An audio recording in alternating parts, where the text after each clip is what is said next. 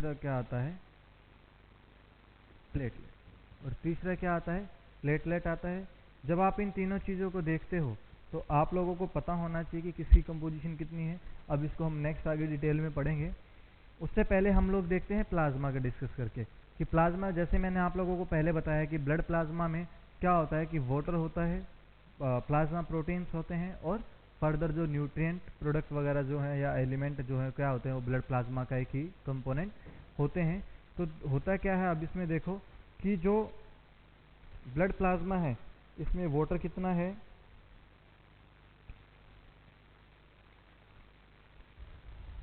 Blood plasma में water कितना है?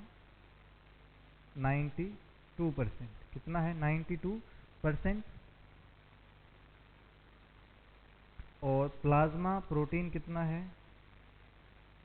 प्लाज्मा प्रोटीन कितना है? प्लाज्मा प्रोटीन है 7.3%।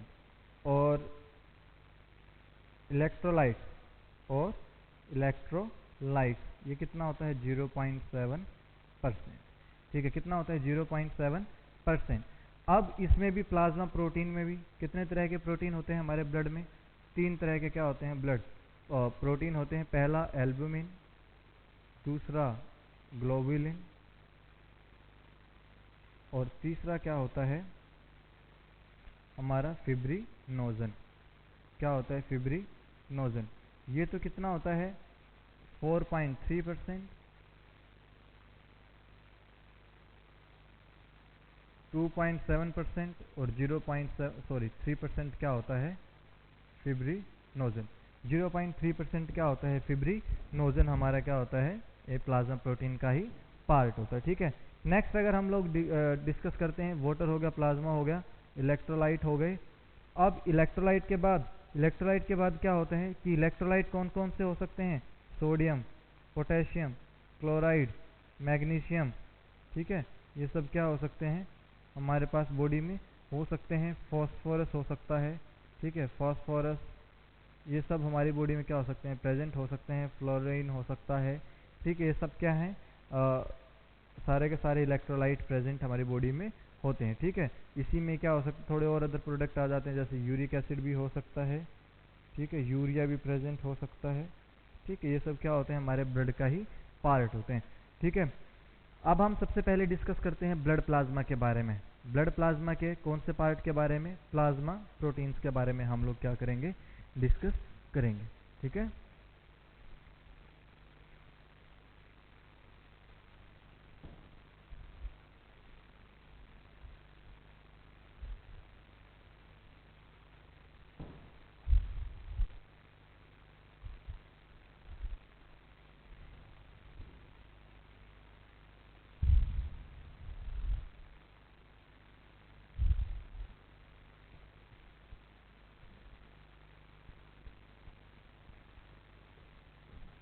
प्लाज्मा प्रोटीन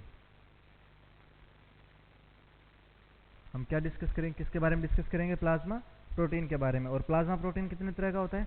3 तरह का होता है। पहला होता है एल्बुमिन, ग्लोबुलिन, और तीसरा क्या होता है? फिब्रिनोजन। ठीक है, तो जो हमारा ग्लोबुलिन है उसको क्या बोला जाता है? ग्लोबुलिन को, सॉरी एल्बुमिन को बोला जाता है स्पंज लाइक प्रोटीन।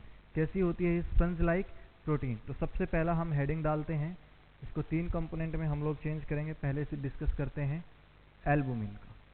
किसका डिस्कस करेंगे? एल्बुमिन का। जो ये एल्बुमिन है ये कितने पार्ट होती है? 4.3% होती है टोटल। किसका? किसमें से? 7.3% पार्ट का। ठीक है, मतलब आधे से ज़्यादा पार्ट किसका है? हमारा प्लाज्मा, सॉरी एल्बुमिन का, सॉरी 4.7%। कितना आएगा?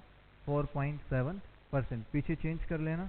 4.7% क्या आता है? एल्बुमिन आता है। और इसी को क्या बोला जाता है? Sponge like protein of blood. Sponge like protein of blood. ठीक है, दूसरा, हमारी बॉडी में जो ऑस्मोटिक प्रेशर है, जो ऑस्मोटिक प्रेशर है,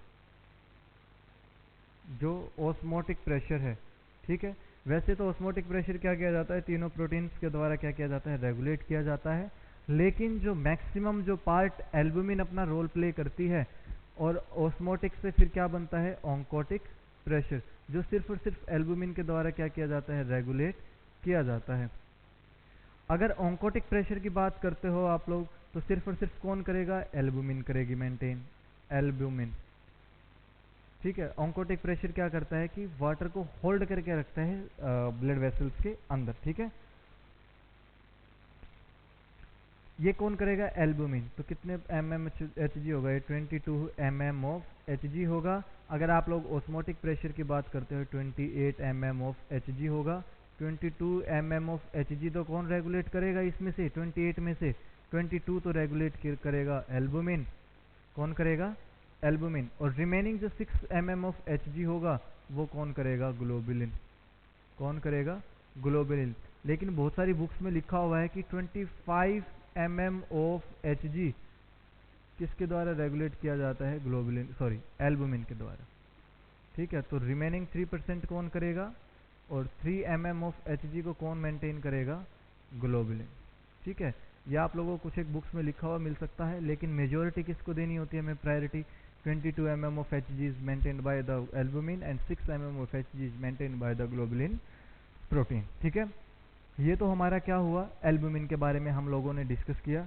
ये किसके बारे में डिस्कस किया हम लोगों ने, एल्बुमिन के बारे में डिस्कस किया है। ठीक है, और उसके बाद हम लोग बात करते हैं ऑन्कोटिक, सॉरी ग्लोबुलिन की। किसके बारे में बात करते हैं, ग्लोबुलिन की।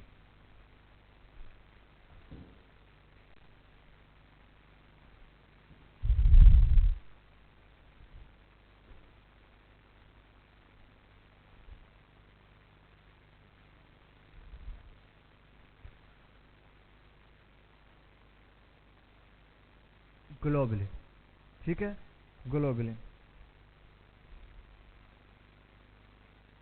इसको क्या बोला जाता है,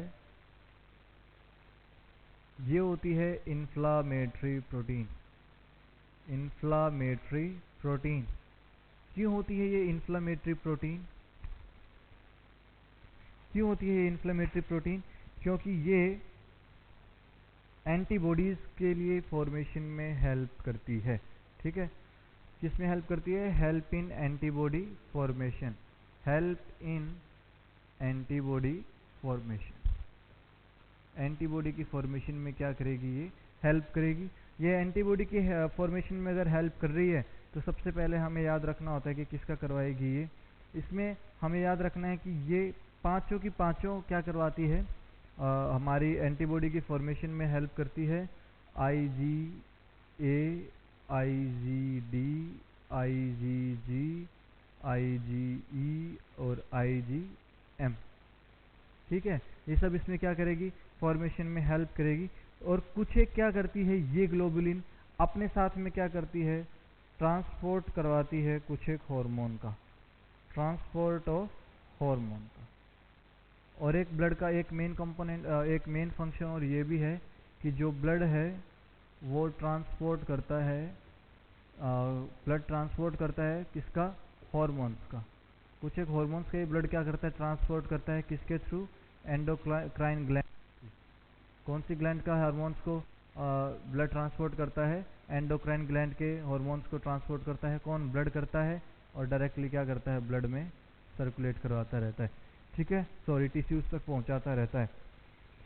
ट्रांसपोर्ट ऑफ हार्मोन्स भी करवाती है ये। ठीक है, फॉर एग्जांपल क्या क्या कैरी करती है ये, थायरोग्लोबुलिन, थायरोग्लोबुलिन हार्मोन को क्या करती है, ये कैरी करेगी। ये थायरोग्लोबुलिन क्या है, ये क्या कैरी करता है अपने साथ में, अल्फा मैक्रोग्लोबुलिन, अल्फा मैक्रोग्लोबुलिन। ये किसकी एक्टिविटी को इनिबिट करता है, अगर हमारी बॉडी में ज़्यादा ट्रिप्सिनोजन की लेवल बढ़ जाती है तो।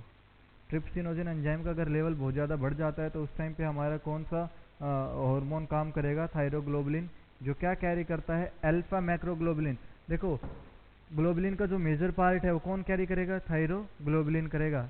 जो हार्मोन के साथ ट्रांसपोर्ट कौन करेगा, अल्फा मैक्रोग्लोबुलिन करेगा, जो ट्रिप्सिनोजन की एक्टिविटी को क्या कर देगा, इनिबिट कर सकता है। ठीक है, और दूसरा ये क्या करता है अपने साथ में, थायरोक्सिन हार्मोन को भी क्या करता है, रेगुलेट करता है। थायरोक्सिन हार्मोन को भी क्या करेगा, रेगुलेट। इसको याद रखना, थायरोक्सिन और थायरोग्लोबुलिन को कौन ट्रांसपोर्ट करता है, ग्लोबुलिन ट्रांसपोर्ट करेगा। ठीक है, नेक्स्ट हम लोग डिस्कस करते हैं कि जो हमारा जो नेक्स्ट हमारी जो प्रोटीन बस्ती है वो कौन सी होती है, फिब्रिनोजन। कौन सी बस्ती है, फिब्रिनोजन।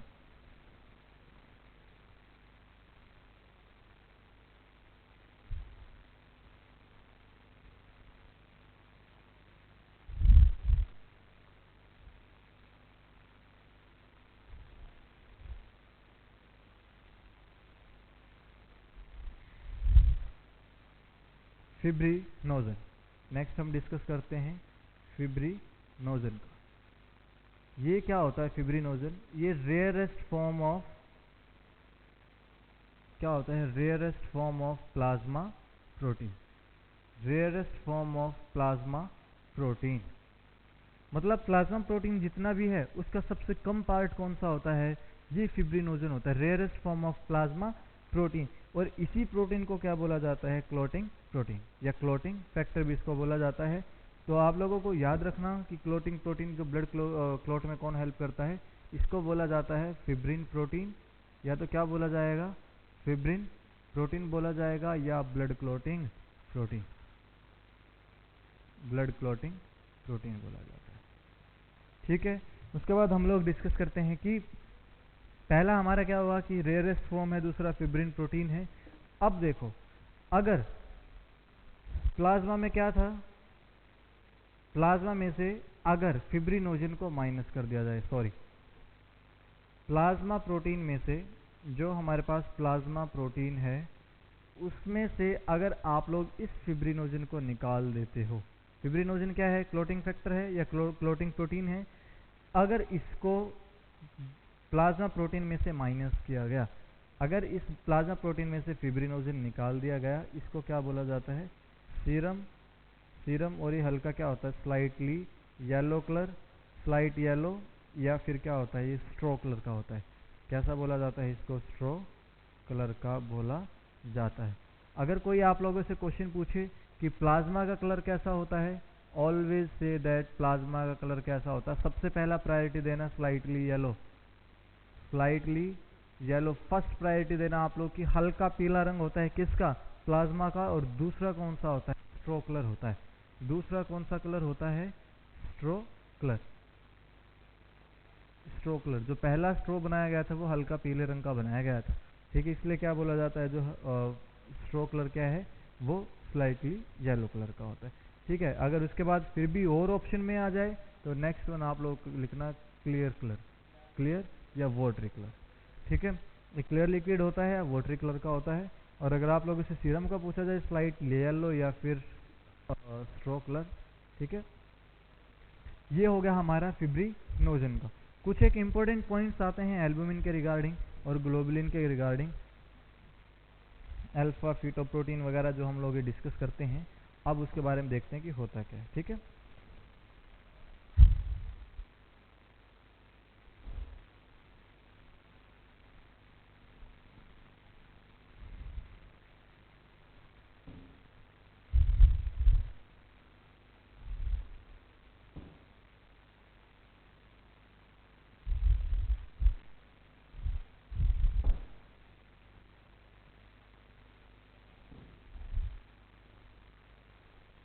अब देखो कि जो एल्बुमिन है, जो एल्बुमिन है,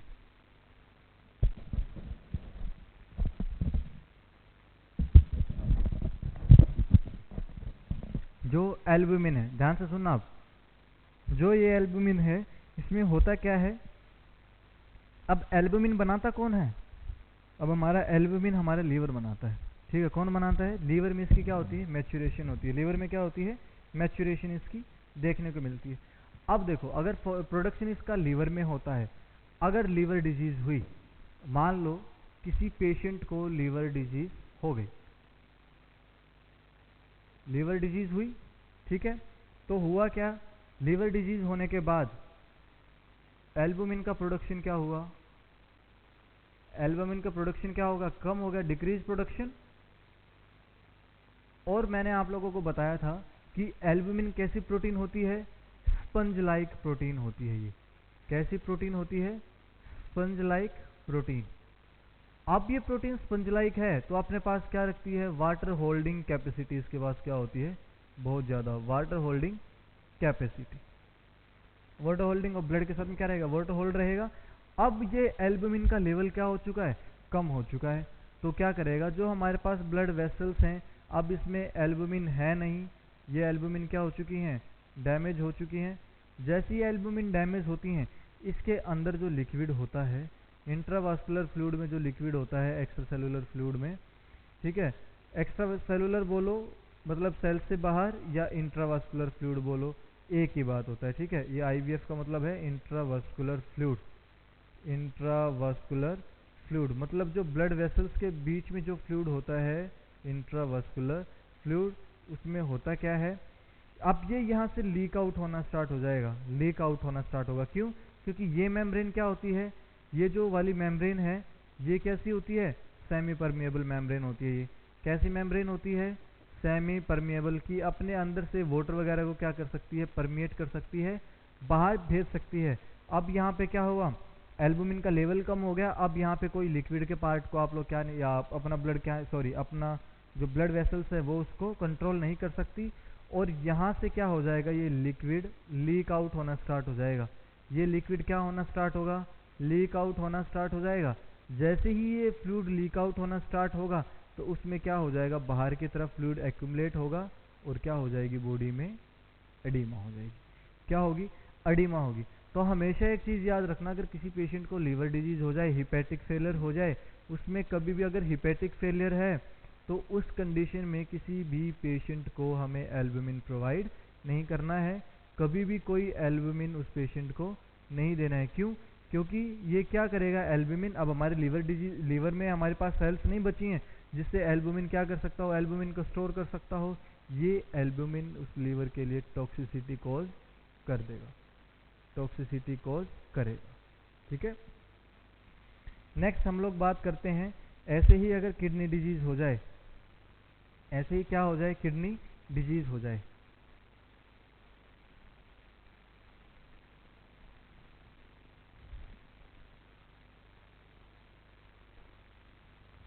फॉर एग्जाम्पल दूसरा मेन इंपॉर्टेंट पॉइंट क्या आता है, अगर लीक आउट होना स्टार्ट हो जाए,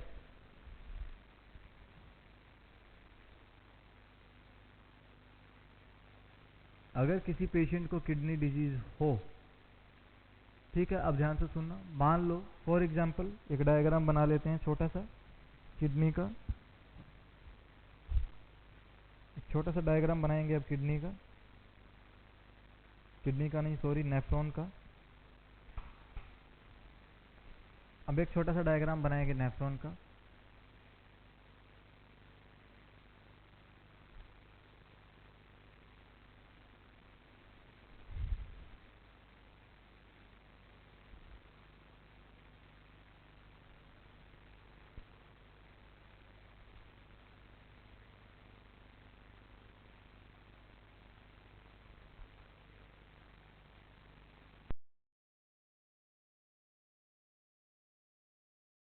इतना सा बना लेते हैं, बाकी थोड़ा सा और बना लेते हैं कंप्लीट इसको, फिर आप लोगों को समझ में आ जाएगा।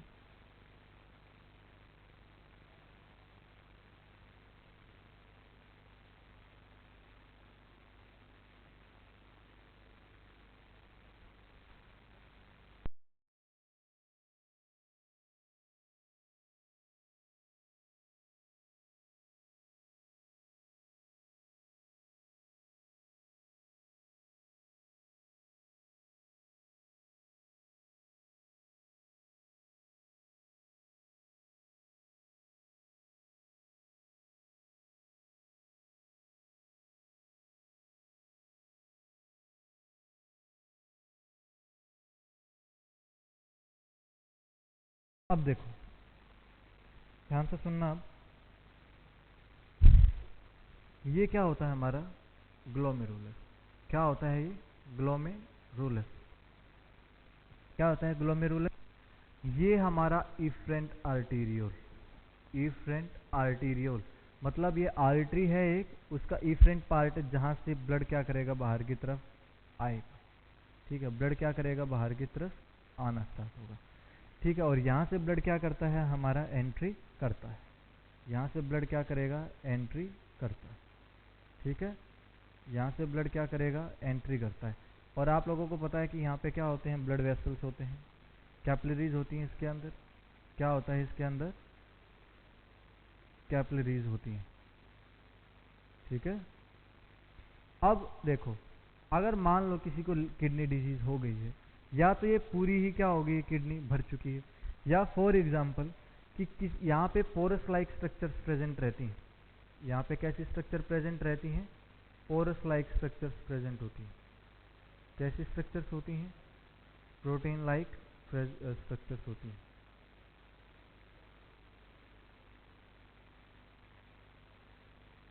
ठीक है, मान लो अब यहाँ से क्या होगा कि फिल्ट्रेशन होके जाती कोई चीज़, यहाँ से ब्लड आया, अब ब्लड यहाँ से आया, अब क्या करेगा, फिल्ट्रेशन होगी। अब यहाँ पे बीच में क्या होती है, बेसमेंट मेम्ब्रेन भी होती है। क्या होती है, बेसमेंट मेम्ब्रेन भी होती है। अब कई बार होता क्या है कि अगर ये पोरस लाइक स्ट्रक्चर्स डैमेज हो जाएं, जो फिल्ट्रेशन में हेल्प करती हैं, अगर ये पोरस लाइक स्ट्रक्चर डैमेज हो जाएं, तो यहाँ से हमारी एल्बुमिन क्या करना स्टार्ट कर देगी, लीक आउट होना स्टार्ट हो जाएगी। यहाँ से एल्बुमिन क्या हो जाएगी, लीक आउट होना स्टार्ट हो जाएगी। अब ग्लोबुलिन क्या होगी है, नीचे की तरफ आने लगी है, और ये एक्सक्रीट आउट हो चुकी है यूरिन के साथ। यूरिन में क्या देखने को मिलेगा, ग्लोबुलिन देखने को मिलेगी खाली। तो उस कंडीशन को हम क्या बोलते हैं, अगर खाली एल्बुमिन देखने को मिलेगी तो उस डिजीज को बोला जाता है minimal change disease. Minimal change, इसको याद रखना है, एमसीडी, म्युनिसिपल कॉरपोरेशन डिपार्टमेंट नहीं है, ये है मिनिमल चेंज डिजीज। ठीक है, मिनिमल चेंज डिजीज। लेकिन सॉरी, अगर इस मिनिमल चेंज डिजीज की बात करें, कहीं कहीं पे लिखा हुआ मिलेगा आप लोगों को नल डिजीज। नल डिजीज मतलब, नल का मतलब क्या होता है, जीरो, शून्य। क्या होता है इसका मतलब, जीरो, मतलब इससे इतना इफेक्ट नहीं आएगा। ठीक है, लेकिन फिर भी अगर यहाँ पे ज़्यादा डैमेज हो जाए, अगर बोमेंस कैप्सूल में कोई ब्रेक, अगर मान लो ये बोमेंस कैप्सूल था, अगर यहाँ पे कोई डैमेज हो जाए और ये थोड़ा बहुत यहाँ से ऐसे शो करना स्टार्ट करे, जब ये डैमेज हो जाएगा यहाँ से, जब बोमेंस कैप्सूल अगर डैमेज हो जाए, तो उसके साथ में और भी बहुत सारी डिजीज़ क्या होंगी, प्रोटीन क्या होगी। फॉर एग्जांपल ग्लोबुलिन बाहर आना स्टार्ट हो जाएगा, एल्बुमिन आना स्टार्ट हो जाएगा। जब एल्बुमिन या टोटल प्रोटीन, जब एल्बुमिन और ग्लोबुलिन टोटल प्रोटीन दोनों मिलके मोर देन 3.5 ग्राम पर डे के हिसाब से बाहर निकलना स्टार्ट हो जाए, कि 24 घंटे में 3.5 ग्राम से ज़्यादा प्रोटीन बाहर आ रहा है, तो इसका मतलब क्या है, मैंने आप लोगों को बताया था कि ग्लोबुलिन और एल्बुमिन मिलके क्या करती हैं, ऑन्कोटिक प्रेशर को क्या करती हैं, मेंटेन करेंगी। अब ग्लोबुलिन और एल्बुमिन क्या है, दोनों ही 3.5 ग्राम पर डे से बाहर आ रही, मतलब आधे से ज़्यादा बाहर आ गई। तो उस कंडीशन में होता क्या है, हमारी बॉडी जो है वो लिक्विड को क्या करना स्टार्ट कर देगी, ब्लड वेसल्स लीक आउट करना स्टार्ट कर देंगी, लीक करना स्टार्ट कर देंगी, और बॉडी में क्या हो जाएगा, एडीमा। ठीक है, दूसरा क्यों, अब ये क्या हुआ, अब हमारा ऑन्कोटिक प्रेशर तो कम हो गया, लेकिन दूसरा क्या बढ़ जाता है, हमारा हाइड्रोस्टैटिक प्रेशर बढ़ जाता है। हाइड्रोस्टैटिक प्रेशर इंक्रीज हो जाता है। अब हाइड्रोस्टैटिक प्रेशर क्या होता है, ये नेक्स्ट क्लास में हम लोग डिस्कस करेंगे। ठीक है, जब आप लोग ब्लड वगैरह के बारे में पढ़ोगे, उसकी डिजीज़ वगैरह के बारे में पढ़ोगे, कैसे हाइड्रोस्टैटिक प्रेशर चेंज होता है, तो वहाँ पे मैं आप लोगों को बताऊंगा क्लोटिंग डिजीज़ जो आती हैं उसमें। ठीक है, इस कंडीशन में क्या होता है कि ग्लोबुलिन क्या हो जाती है, अफेक्ट होना स्टार्ट हो जाती है। ठीक है, दूसरा हम लोग एक चीज़ देखते हैं,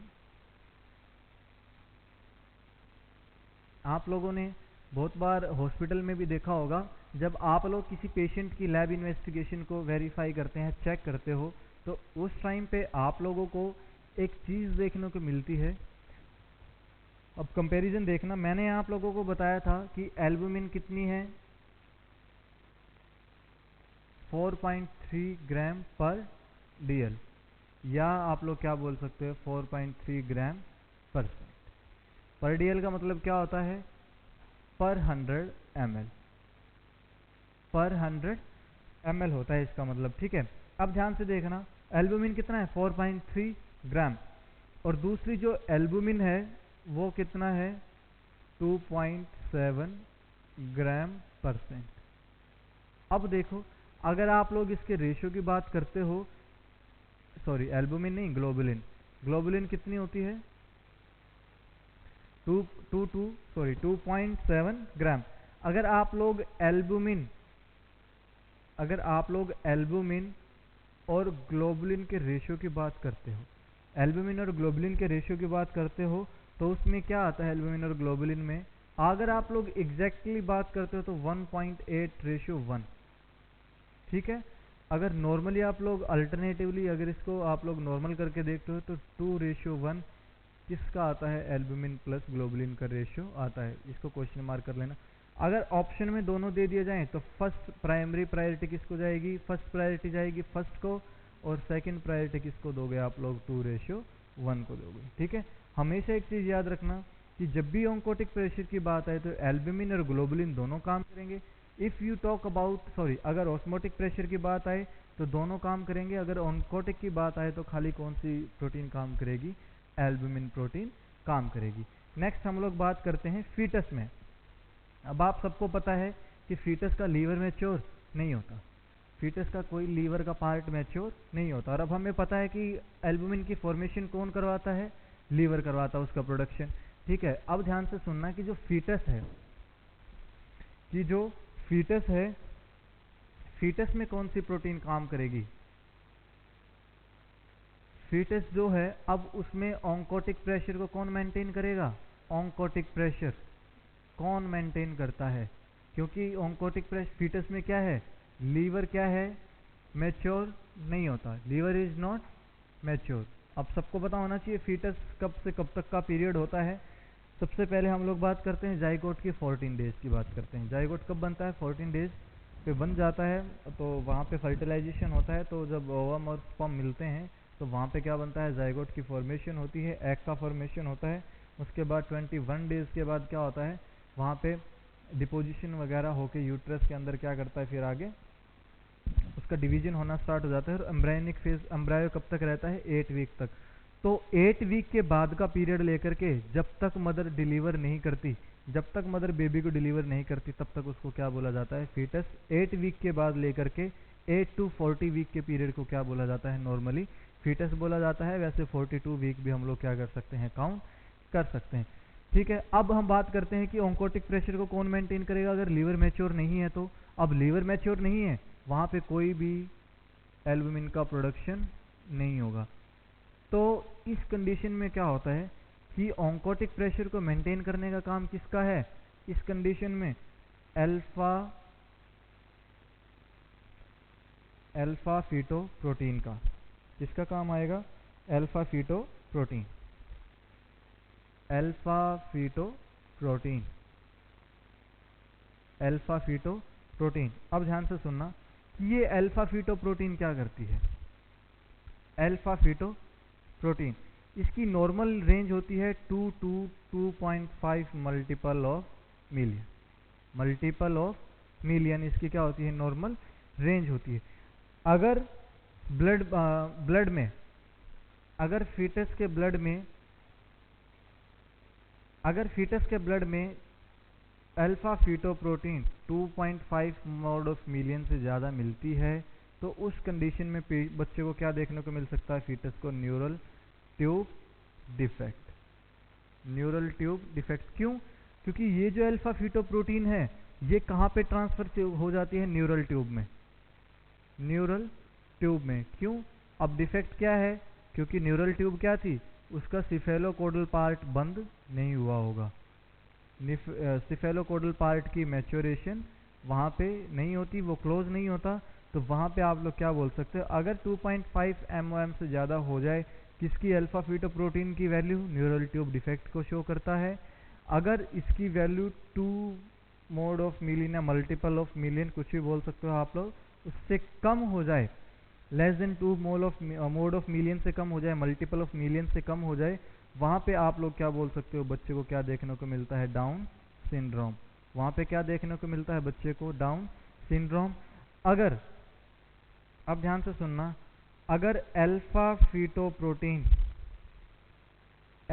फीटोप्रोटीन आप लोग कहाँ सीन करते हो, अगर इसको बच्चे के सीएसएफ में आप लोग मेजर करते हो, फिट के सीएसएफ में क्या मिलता है, अल्फा फीटोप्रोटीन। तो यहाँ से एक कंडीशन ओरिजिनेट होती है, germ cell carcinoma, germ cell carcinoma, या फिर आप लोग क्या बोल सकते हो, यॉर्क सैक कार्सिनोमा, या फिर क्या बोल सकते हो, यॉर्क सैक कार्सिनोमा।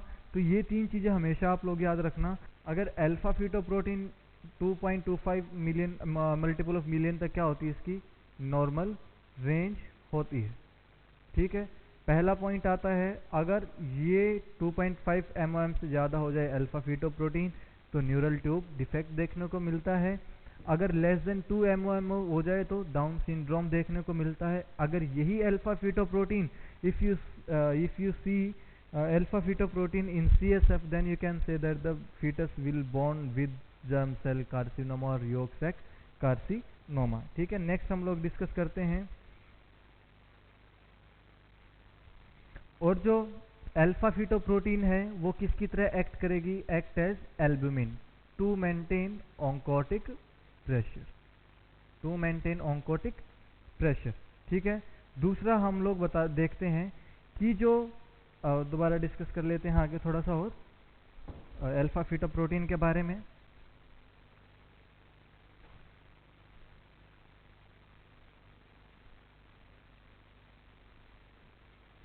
तो अब आप लोगों ने देखा कि फीटस में ऑन्कोटिक प्रेशर को मेंटेन करने का काम कौन करेगा, अल्फा फीटोप्रोटीन काम करेगा, ठीक है। तो आप लोग हमेशा एक चीज याद रखना कि जो फीटस में है अल्फा फीटोप्रोटीन, जो फीटस में अल्फा फीटोप्रोटीन है 14th वीक और 32nd वीक, 14वें वीक पे और 32वें वीक पे क्या देखने को मिल सकता है आप लोगों को, अल्फा फीटोप्रोटीन। जो ये अल्फा फीटोप्रोटीन थी ये क्या कर रही थी, ऑन्कोटिक प्रेशर को मेंटेन कर रही थी फीटस में, क्योंकि वहां पे कोई एल्बुमिन का रोल नहीं था, क्योंकि वहां पे एल्बुमिन का फॉर्मेशन ही नहीं हो रहा था। अब 14th वीक पे और 32nd वीक पे अब फीटस में क्या मिल सकती थी, अल्फा फीटोप्रोटीन का लेवल ज़्यादा देखने को मिल सकता है, ज़्यादा देखने को मिल सकता है, ठीक है। दूसरी हम लोग बात करते हैं कि 15वें वीक से लेकर के from 15th week to 20th week, 15वें वीक से लेकर के 20वें वीक तक आप लोग क्या देखते हो कि यहाँ पे जो अल्फा फीटोप्रोटीन है, अल्फा फीटोप्रोटीन है, इसकी वैल्यू कितनी रहती है, 10 नैनोग्राम पर ml टू 150 नैनोग्राम पर ml। ये रेंज आप लोगों को देखने को मिल सकती है, कहाँ, कब से कब तक, 15th वीक से लेकर के 20th वीक के लिए आप लोगों को किसकी वैल्यू नॉर्मल देखने को मिल सकती है, अल्फा फीटोप्रोटीन की वैल्यू देखने को मिल सकती है, ठीक है। नेक्स्ट हम लोग बात करते हैं सेलुलर पार्ट की।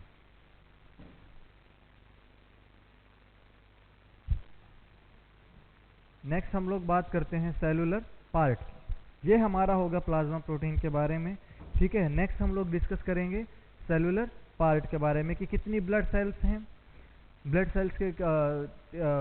सेल्स की क्या वेट है, सॉरी वेट नहीं, क्या उनका साइज है, कितना उनका नंबर होता है, कैसा इनका स्ट्रक्चर है, कैसे कैसे इनमें एबनॉर्मेलिटीज वगैरह देखने को मिल सकती हैं, ठीक है।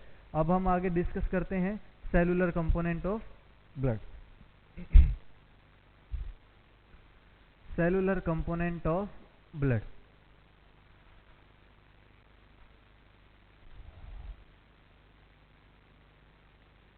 Cellular component of blood. तो पहला हम लोग सबसे पहले जो है वो डिस्कस करेंगे आरबीसी के बारे में। किसके बारे में डिस्कस करेंगे, आरबीसी के बारे में थोड़ा सा, पहले इसके बारे में जनरल इंट्रोडक्शन सा पढ़ेंगे, फिर डब्ल्यूबीसी के बारे में थोड़ा सा जनरल इंट्रोडक्शन पढ़ेंगे, फिर प्लेटलेट के बारे में, फिर फर्दर डिटेल में इनके डिजीज़ कंडीशन कैसी हो सकती हैं, क्या इनके लैब इन्वेस्टिगेशन है, उनके बारे में हम लोग डिस्कस करेंगे। ठीक है, अब हम बात करते हैं आरबीसी के बारे में। ठीक है, अब आरबीसी है क्या, इसका दूसरा नाम क्या है, इरिथ्रोसाइट। इसका दूसरा नाम क्या है, इरिथ्रोसाइट।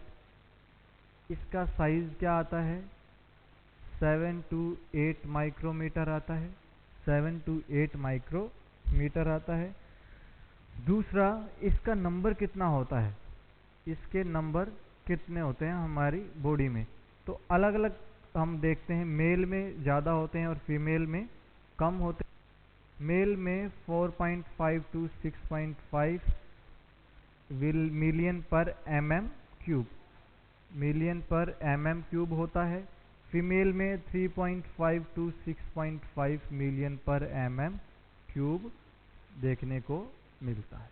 ठीक है, पर mm क्यूब क्या होता है देखने को मिलता है। ठीक है, दूसरा ये तो हो गया इसका नाम क्या होता है, साइज क्या है, इसके नंबर कितने हैं।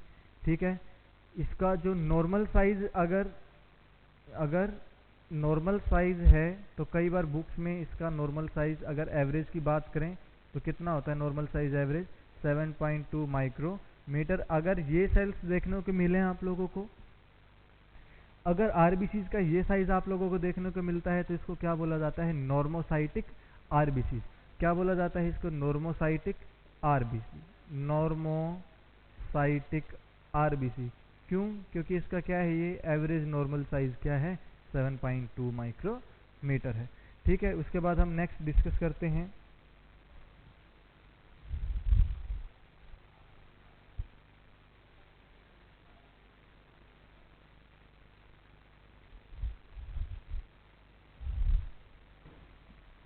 दूसरा।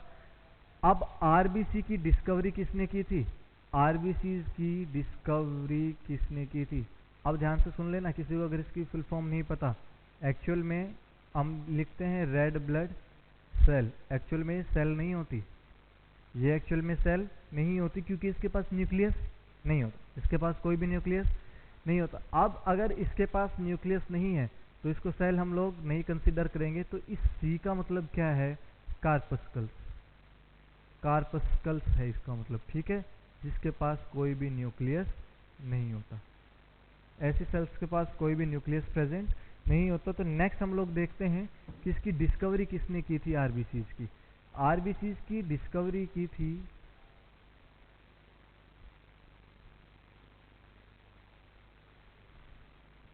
मैक्स सैमरडन ने। मैक्स सैमरडन ने क्या किया था, इसका डिस्कवरी की थी। मैक्स सैमरडन ने डिस्कवरी की थी, कब की थी, वो क्या कर रहे थे, एग्जामाइन कर रहे थे किसी फ्रॉग को, फ्रॉग की बॉडी को क्या कर रहे थे, वो एग्जामाइनिंग कर रहे थे। तो उन्होंने फ्रॉग में एक येलो कलर का फ्लूइड देखा। कैसा फ्लूइड देखा, येलो कलर का फ्लूइड। उस येलो कलर के फ्लूइड में क्या था, रेड कलर की सेल्स थी। कैसी सेल्स थी, रेड कलर की सेल्स थी। उसको इन्होंने क्या नाम दिया, रेड ब्लड कार्पस्कल। क्या दिया उन्होंने नाम, कार्पस्कल।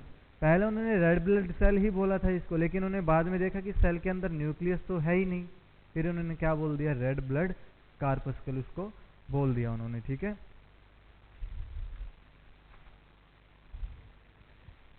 इसको मैक्स की जगह पे सॉरी जैन करना, जैन सैमरडन, जैन सैमरडन। ठीक है, ये क्या हुआ हमारा आरबीसी के बारे में हुआ कि आरबीसी को इरिथ्रोसाइट बोला जाता है, हेमेटिट भी बोल सकते हो, इरिथ्रोइड भी बोल सकते हो आप लोग। ठीक है, उसका क्या हुआ, उसका कलर कैसा होता है, आरबीसी का रेड कलर होता है, वर्ड में ही होता है कि रेड ब्लड कार्पस्कल्स हैं। उसके बाद आरबीसी का नंबर कितना है, साइज कितना है, नॉर्मल साइज कितना है, अगर नॉर्मल साइज है तो उसको बोला क्या जाता है। ठीक है, अब आरबीसीज की एक एबनॉर्मेलिटी हम लोग क्या करते हैं, काउंट करते हैं। एक एबनॉर्मेलिटी आती है पोएकिलोसाइट्स, पोएकिलोसाइट्स या पोएकिलोसाइट्स बोलो, पोएकिलोसाइट्स। मान लो आरबीसीज का कोई भी नॉर्मल साइज हम लोग कंसिडर करते हैं, अगर वहां से कोई भी डेविएशन हो जाए आरबीसी के साइज में, any deviation from the normal size of RBCs is known as poikilocytes. Any deviation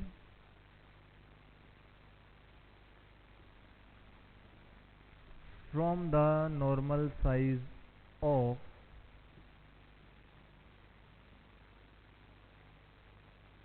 red blood corpuscles, ठीक है, उसको क्या बोला जाता है? पोइकिलोसाइट्स। इसको क्वेश्चन मार्क आप लोग कर सकते हो, ठीक है। नेक्स्ट हम लोग डिस्कस करते हैं डब्ल्यूबीसीज के बारे में। और आरबीसीज के बारे में एक और चीज याद रखना, मोस्ट हैवीएस्ट सेल, सबसे भारी सेल होती हैं ये, मोस्ट हैवीएस्ट सेल्स होती हैं, ठीक है। सबसे भारी सेल कौन सी होती हैं? आरबीसीज होती हैं।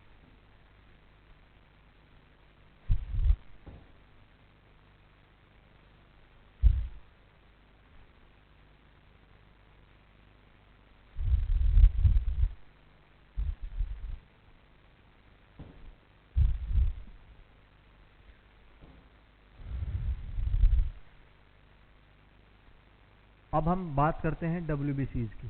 किसकी बात करेंगे? डब्ल्यूबीसीज की।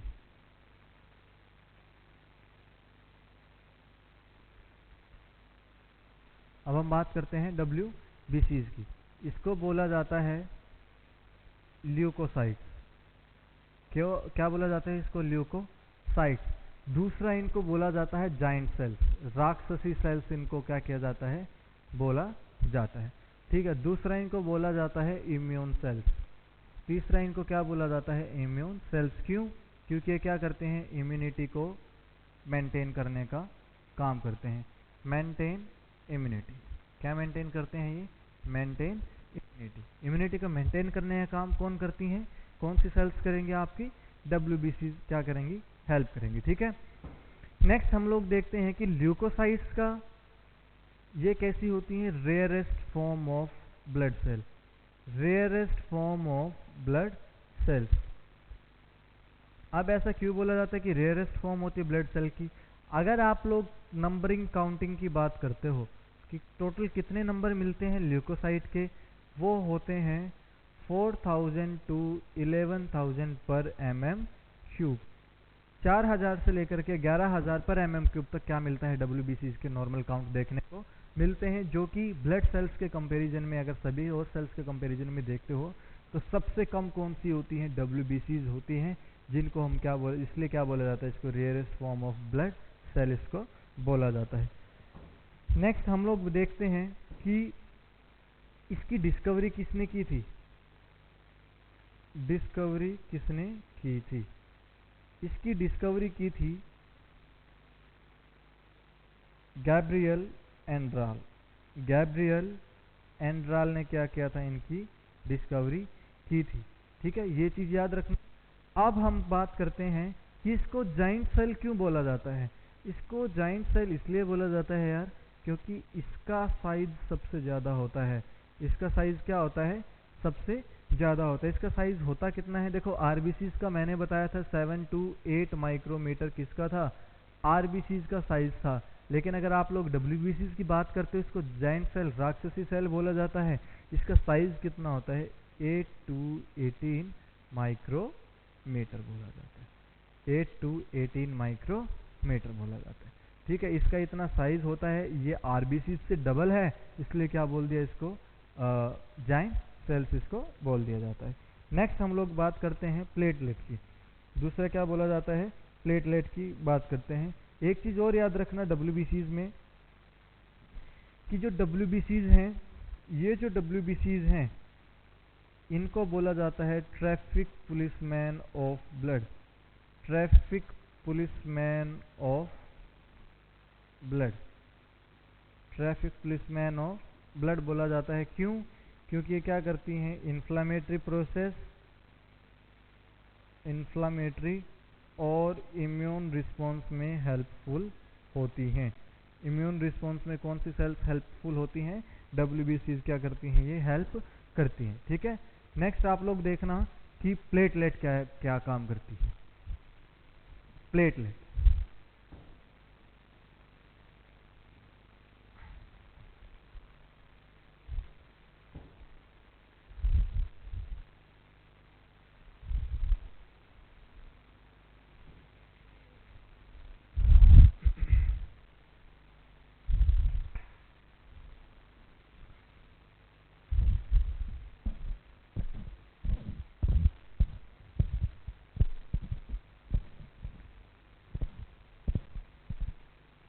अब बात करते हैं प्लेटलेट की। प्लेटलेट की हम लोग क्या करेंगे, अब डिस्कस करेंगे, ठीक है। प्लेटलेट में क्या होता है, ध्यान से सुनना। प्लेटलेट में ये जो प्लेटलेट हैं, ये फीमेल्स की सबसे स्मॉलेस्ट सेल्स होती हैं। फीमेल्स में क्या मानी जाती हैं, ये स्मॉलेस्ट सेल। ह्यूमन फीमेल में, सॉरी, किसमें, ह्यूमन फीमेल में स्मॉलेस्ट सेल मानी जाती हैं। और मेल में क्या माना जाता है स्मॉलेस्ट सेल, मेल में स्मॉलेस्ट सेल मानी जाती है स्पर्म। क्या माना जाता है, स्पर्म माना जाता है स्मॉलेस्ट सेल। क्या होती है, स्पर्म को क्या काउंट किया जाता है, स्मॉलेस्ट सेल, ठीक है। अब देखते हैं कि जो प्लेटलेट है इसका साइज कितना होता है। प्लेटलेट का साइज कितना होता है, 1.5 से लेकर के 3.5 माइक्रोमीटर। 1.5 से लेकर के 1.5 माइक्रोमीटर बोला जाता है। अगर आप लोग देखो तो प्लेटलेट के नंबर कितने होते हैं, प्लेटलेट के नंबर होते हैं 1.5 लाख से लेकर के 4 लाख पर mm3। अब ये किससे ज़्यादा है, WBC से ज़्यादा है। WBC से क्या है, ये ज़्यादा है, इसलिए WBC को क्या बोला जाता है, रेयरेस्ट फॉर्म ऑफ सेल बोला जाता है, ठीक है। अब इन प्लेटलेट को दूसरा क्या नाम बोला जाता है, mega karyocytes. Mega karyocytes, mega karyocytes, या फिर आप लोग इसको बोल सकते हो क्लोटिंग सेल्स, थ्रोम्बोसाइट्स, थ्रोम्बोसाइट्स, ठीक है। थ्रोम्बोसाइट्स भी बोल सकते हो, मेगा कैरियोसाइट्स भी बोल सकते हो। ये मेगा कैरियोसाइट्स क्यों बोला जाता है, जब मैं आप लोगों को ब्लड के सेलुलर कंपोनेंट की फॉर्मेशन के बारे में पढ़ाऊंगा तब आप लोगों को बताऊंगा कि क्यों इसको मेगा कैरियोट्स या फिर थ्रोम्बोसाइट्स इसको बोला जाता है। अच्छा, सबसे पहले मैक्स स्कल्ज ने क्या किया था, प्लेटलेट को नाम दिया था स्फीरूल्स। स्फीरूल्स, क्या नाम दिया था, spherules, named platelet as spherules, platelet as spherules. क्या किया था उसने, उसका नाम स्फीरूल दे दिया था। तो जिसके बाद 1901 में, जिसके बाद 1901 में 1901 में जेम्स राइट, 1901 में जेम्स राइट ने क्या दिया था, इनको नाम बदल के प्लेटलेट रख दिया था। अब स्फीरूल का मतलब क्या है, very thin and small cell, very thin and small cell, ठीक है, very thin and small cell. तो ये क्या होगा, प्लेटलेट के बारे में डिस्कस हो गया। अब मैंने आप लोगों को शुरू में एक बात बताई थी कि ह्यूमन फीमेल में और स्मॉलेस्ट सेल में इसको क्या बोला जाता है, एक चीज़ और याद रखना, प्लेटलेट को क्लोटिंग सेल्स भी बोला जाता है। क्या बोला जाता है, क्लोटिंग सेल्स भी बोला जाता है। जब भी ब्लड वेसल्स का कोई रप्चर होता है तो वहाँ पे सबसे पहले ब्लड की जो ब्लड को जब रोकने का काम किया जाता है, ब्लड हीमोस्टासिस का जो काम होता है, तो सबसे पहले वेजो कंस्ट्रिक्शन होगा, जो ब्लड वेसल्स वो कंस्ट्रिक्ट हो जाती हैं। उसके बाद जो हमारा प्लेटलेट का जो है वो क्लोट का फॉर्मेशन होता है, प्लेटलेट प्लग वहाँ पे एग्रीगेशन होता है जहाँ पे इंजरीज जो साइट होती है, जहाँ पे एब्रेशन हुआ है, तो उसके बाद इसलिए इसको क्या बोला जाता है, क्लोटिंग सेल्स बोला जाता है। अब मैंने आप लोगों को बताया था कि ह्यूमन फीमेल में स्मॉलेस्ट सेल कौन सी है, प्लेटलेट है, लेकिन मेल में क्या है, स्पर्म है। ऐसा क्यों होता है कि मेल में स्पर्म्स को स्मॉल सेल्स बोली जाती, सबसे स्मॉल सेल बोला जाता है, और प्लेटलेट को फीमेल्स में बोला जाता है। तो ये रीजन और देख लेते हैं हम लोग। और जो प्लेटलेट हैं ये कैसी सेल होती हैं, लाइटेस्ट सेल, सबसे हल्की सेल्स होती हैं, ठीक है। और हैवीएस्ट सेल कौन सी होती हैं, आरबीसी। और जेंट सेल कौन सी होती हैं, डब्ल्यूबीसी, ठीक है। डब्ल्यूबीसी को किसने डिस्कवर किया था, गैब्रियल एंड्राल ने किया था, और उसको जेम्स सैम्बर्डन ने किसको किया था, आरबीसी को। प्लेटलेट को दोनों किया था, मैक्स गज ने पहले name platelet as spherules, very thin and small cells, लेकिन जेम्स राइट ने 1901 में क्या नाम दे दिया था इनको, प्लेटलेट दे दिया था, ठीक है। नेक्स्ट मैं डिस्कस करता हूँ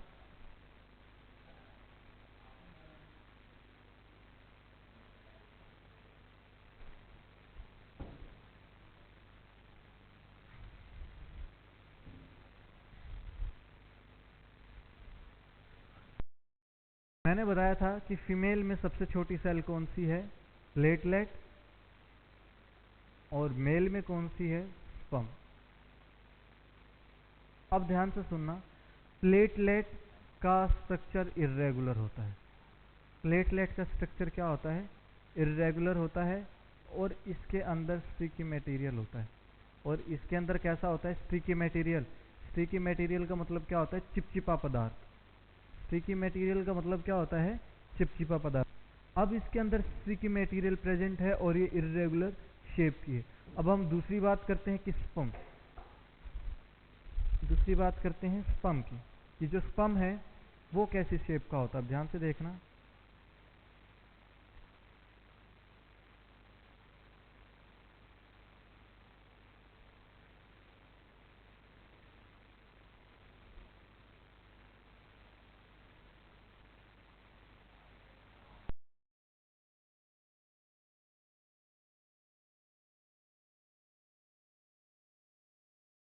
मान लो ये हेड है स्पर्म का, ये नेक है स्पर्म की, ये नेक है, और पीछे वाली को क्या बोला जाता है, टेल।